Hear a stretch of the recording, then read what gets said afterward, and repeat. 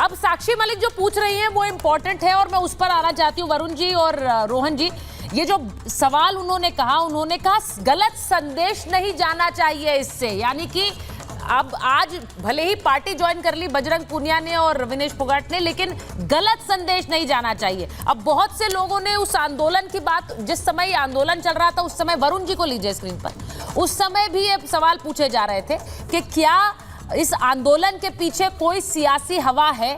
आज जब वो मंच पर पहुंच गए कांग्रेस पार्टी के वरुण जी, तो साक्षी मलिक कह रही है इससे गलत संदेश नहीं जाना चाहिए। सुचारिता जी, मैं भी जंतर मंतर पे गया था जब बेटियां और सारे बजरंग पूनिया आंदोलन कर रहे थे। तो आंदोलन किसके खिलाफ था? भारतीय जनता पार्टी के नेता के खिलाफ था।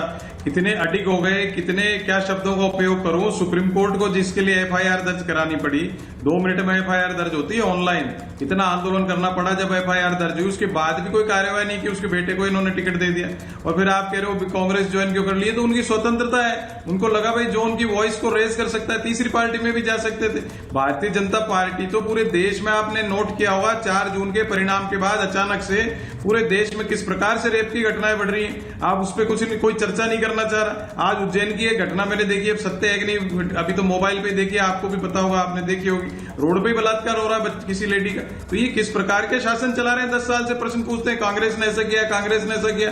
राहुल गांधी एक राजनीति के केंद्र बिंदु, गांधी परिवार है राजनीति का, तो दिन भर इनको वही सपने आते हैं, वही बात करनी, वही प्रश्न करने। भाई जिस पार्टी के पास खुद के कुछ सामान ही नहीं है, आधे तो कांग्रेस का एमपी लेके सरकार बना रखी है। आप पृष्ठभूमि जांच लीजिए, प्रवक्ता आधे से ज्यादा कांग्रेस के। मैं रोहन जी पे टिप्पणी नहीं कर रहा हूँ, ये गलत नहीं समझे। मैं कहना चाह रहा हूँ जिस पार्टी के पास खुद का सामान नहीं है, एमएलए एमपी का और लोगों का, कांग्रेस के उधार ले लेके सरकारें बना रहे हैं स्टेटों में, तो वो क्या प्रश्न उठाते हैं कांग्रेस के ऊपर? राहुल गांधी ने ऐसा क्यों बोला? राहुल गांधी ने, भाई वो दुनिया के सबसे बड़े लोकतंत्र के विपक्ष के नेता आज की तारीख में, वो गलत बोल रहे हैं सही बोल रहे हैं, उसका जजमेंट ये बीजेपी वाले कैसे करेंगे? जनता करेगी हर बात का। और मोदी जी जो बोलते हैं उसको कुछ गलत सलत आप बोलना ही नहीं चाहते हो। कितनी बातें करी चुनाव में, मंगलसूत्र पता नहीं क्या क्या। मंच पर आकर बोल रही हैं, वो मंच पर आकर बोल रही है कि मेरा किसी ने साथ नहीं दिया, मेरा बीजेपी को छोड़कर बाकी सबने मेरा साथ दिया। उन्होंने आज पार्टी ज्वाइन की और ये हमला बोला है। अब सवाल ये उठ रहा है, बहुत से लोगों ने उस समय ये बात कही थी कि ये पूरा आंदोलन राजनीति से प्रेरित है, खासकर तब रोहन जी जब उनके समर्थन में हुड्डा परिवार नजर आया था मंच पर। आज जब वो मंच पर पहुंच गए तो उस पर सवाल बार बार उठाए जा रहे हैं कि क्या ये शुरू से ही एक तरह से राजनीति से प्रेरित पूरा आंदोलन था, इसीलिए साक्षी मलिक नाराज हो रही हैं, इसीलिए वो कह रही है कि मुझे भी आया था बुलावा लेकिन मैं गई नहीं।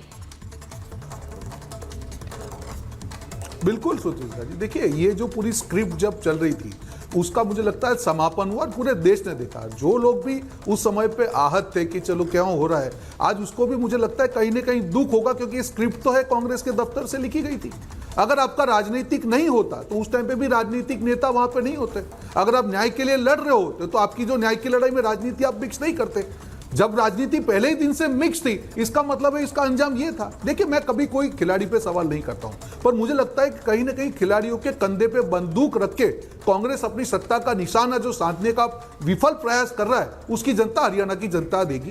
क्योंकि मुझे नहीं लगता कि इस प्रकार की राजनीति कभी रंग लाती है। आप जब सवाल उठाते हो और पहले दिन से उसमें राजनीति करोगे और फाइनली ये स्क्रिप्ट है तो पूरे देश की जनता के सामने, और मुझे लगता है वहीं पे कोई इशारा जो है साक्षी मलिक ने किया, क्योंकि वो भी इस आंदोलन में थी और वो अगर आप वो नहीं जुड़ी है तो कहीं वो भी आज दिख रही है। देखिए मूल सवाल क्या है, यहाँ पे हम जो अलग अलग जो बातें कर रहे हैं रुचिरा जी, कहीं ना कहीं अब विपक्ष को लग रहा है कि अब जो है धर्म की तुष्टीकरण का जवाब है, जाति का डिवीजन है। ये एक पूरा खतरनाक खेल देश की राजनीति में चल रहा है। आज जो विपक्षी नेता जाति के हर चीज में जाति पूछते हैं, वो आज इतने आगे बढ़ गए, जो क्रिमिनल है उसमें भी जाति को लेके आ गए। इससे बड़ी खतरनाक चीज क्या हो सकती है देश के लिए, कि जो क्रिमिनल है, जब एक साथी ने कहा कि वो वांटेड था, उसके खिलाफ ये था, अगर उसमें भी ये जाति ला सकते हैं तो आप समझ सकते हैं कि इनकी मानसिकता कितनी बुरी तरीके से सत्ता के पीछे चली है कि कुछ भी हो जाए, एक बाजू हम हमारा तुष्टीकरण चालू रखेंगे और दूसरी बात है जाति का राजकारण करके यहां पे विभाजन करेंगे।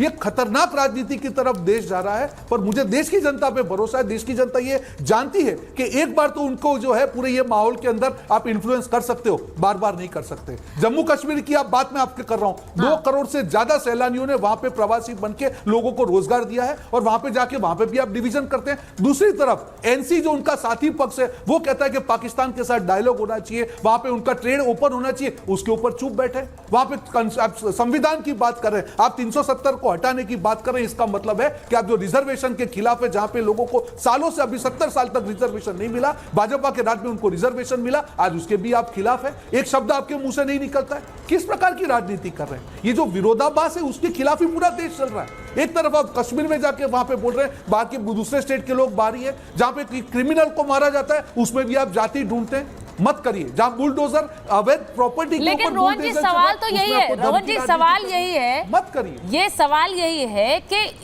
इसी रणनीति को वो कह रहे हैं कि हमारी इंडिया अलायंस की जीत होगी क्योंकि हम विभाजनकारी नहीं है। यही बात अखिलेश यादव कह रहे हैं कि हम विभाजनकारी नहीं है, हम सांप्रदायिक नहीं है।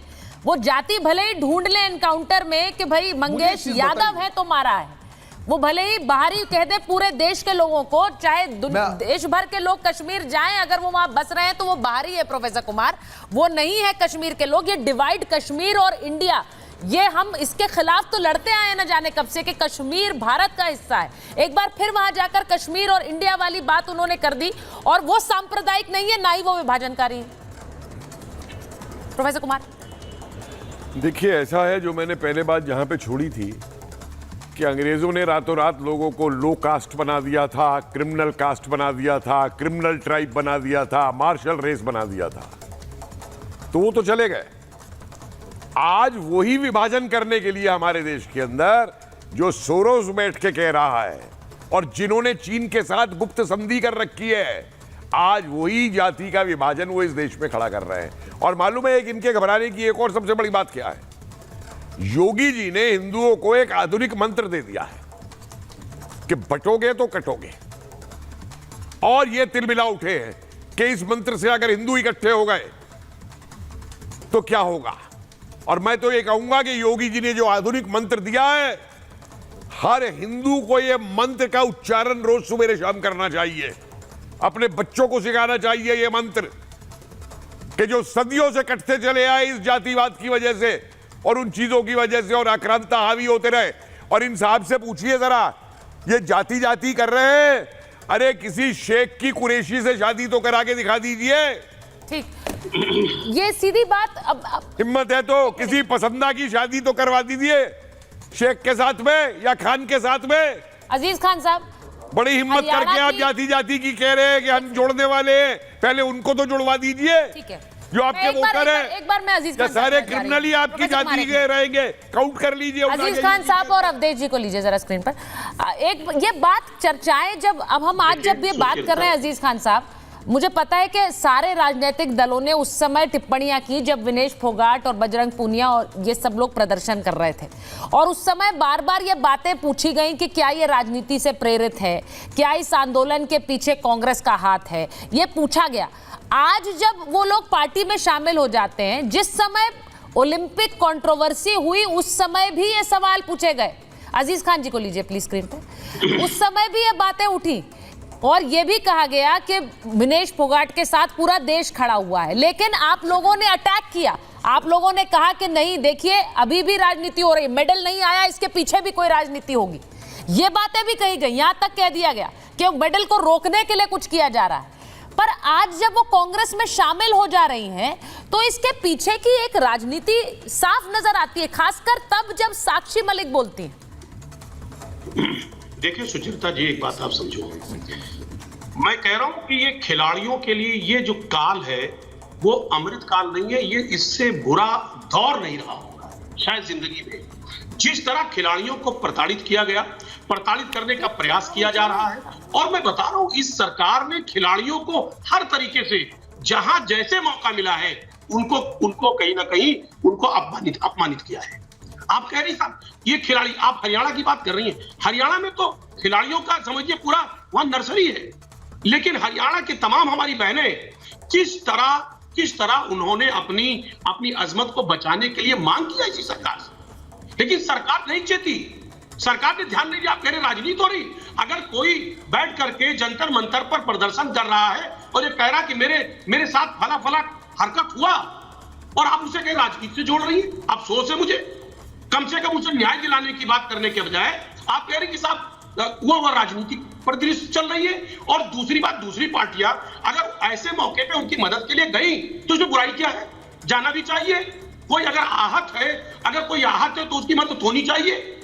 दूसरी बात, आप कह रहे विनेश फोगाट, आप उन्होंने कांग्रेस ज्वाइन कर लिया, क्या बुराई है? लोकतांत्रिक अधिकार है हर शख्स का, वो किसी भी पार्टी को कभी भी ज्वाइन कर सकता है। लेकिन यह मतलब नहीं है कि जो वो प्रदर्शन हुआ जंतर मंतर पे, वो उसका इससे कोई लेना देना है। वो एक अलग परिदृश्य था। खिलाड़ी बहनों के साथ तमाम तरीके का दिक्कत हुआ, वो कहीं ना कहीं उनको उनके साथ हरकतें हुई, तमाम बातें हुई जो कि उन्होंने खुद ही कहा। लेकिन जिस पर आरोप लगा उसके साथ बीजेपी लगातार खड़ी रही, बीजेपी लगातार खड़ी रही, अडिग रही। अच्छा, ये बीजेपी खिलाड़ियों का सम्मान है।